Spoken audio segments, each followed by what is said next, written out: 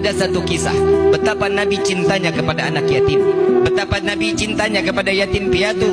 Saat di mana Nabi SAW setelah Idul Fitri, setelah salat beliau bubar dengan para sahabatnya, melihat ada anak-anak yang di sebelah saat itu dalam keadaan bermain dan bergembira. Lalu ada satu anak duduk di bawah pohon yang rindang tanpa memakai baju yang baik.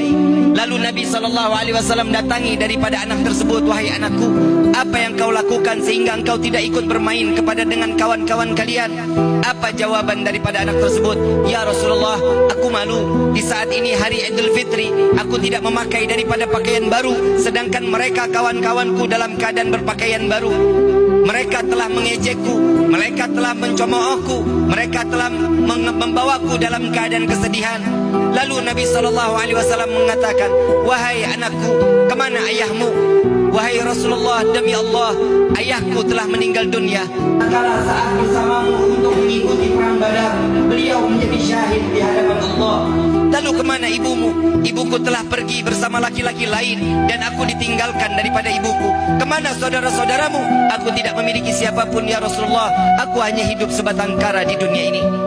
Menetes air mata Nabi Muhammad SAW sambil dirangkul anak tersebut, dipegang atau disentuh daripada kepala anak tersebut. Lalu Nabi SAW mengatakan, "Wahai anakku, mulai hari ini anggaplah aku sebagai ayahmu. Siti Aisyah adalah ibumu, Sayyidina Ali dan Siti Fatimah adalah paman dan bibimu, dan Hasan Hussein itulah adalah saudaramu." Maka beruntung anak tersebut. Ayuhal hadirun, tatkala kalian memberikan satu perhatian kepada anak-anak yatim, maka sesungguhnya kalian telah memperhatikan apa yang diperhatikan oleh Nabi Muhammad SAW. Jika kalian mendapatkan perhatian dari Nabi Muhammad SAW, sudah pasti Allah akan memperhatikan kita. Dan mudah-mudahan di hari ini kita diperhatikan oleh Allah Subhanahu wa taala. Semua yang telah diberikan akan diganti oleh Allah dalam berlipat ganda.